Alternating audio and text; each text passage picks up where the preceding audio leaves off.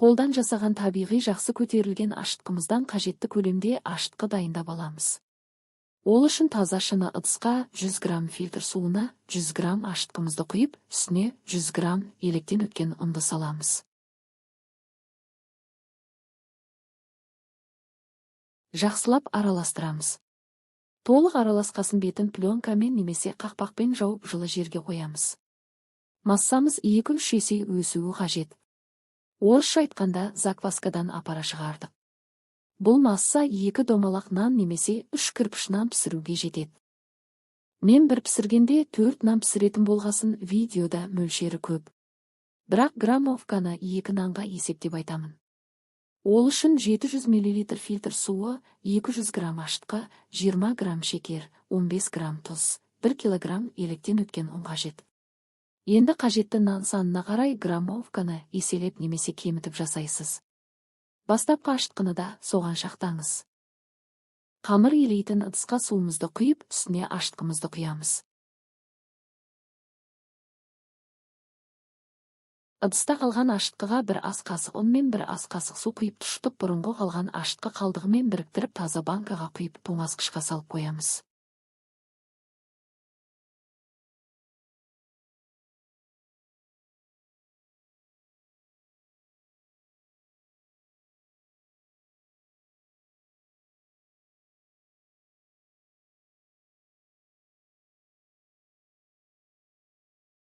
Ашытқы деңгейінің қаншалықты көтерілгенін білу үшін резинкамен белгілеп қоямын.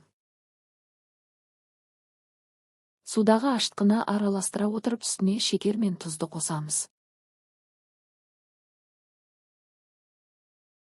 Сәл араласқасын үстіне ұнымызды саламыз. Жақсылап илейміз.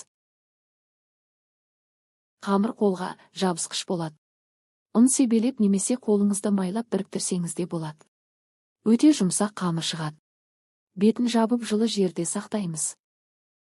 1 сағаттан соң көтеріліп бастағанда қолыңызды майлап қамырды жинақтап төменнен жоғарыға көтере отыра 2 бүктеңіз. Сосын басқа қырынан тағы дәл солай 2 бүктеңіз. Үстіне нығыздап баспаймыз. Ортадағы ауасы қалуы керек. Қайта жылы жерде сақтаймыз.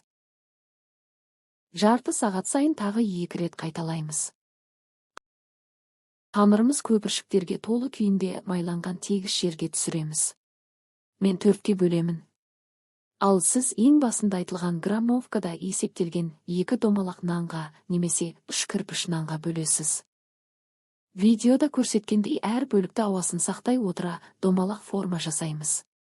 Қамырды баспай шеттерін соза отырып бір-біріне жапсырамыз. Көпіршіктерін барынша сақтаймыз. Беті барынша тартылған домалақ болуы керек. Қамырдың бетін жаппасаңыз да болады. Беті сәл кеуіп, көлемі үлкейеді. Сол уақытта духовкамызды қыздырамыз. Асты мен үсті пісіру программасымен 250 градусқа қоямыз. Духовкаға темір ыдыста су қоямыз. Противень духовкамен бірге қызуы керек.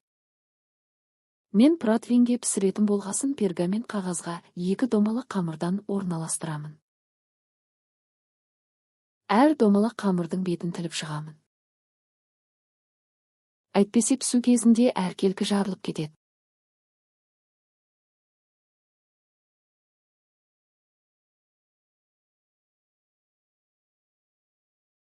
Қызған противень үстіне тақтайдың көмегімен қамырларды орналастырамыз.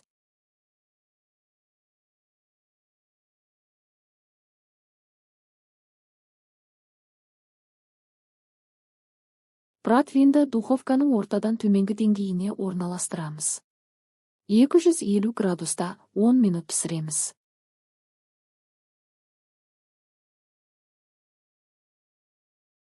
Уақыт өткен соң температураны 180 градусқа түсіріп, 20 минутқа қоямыз.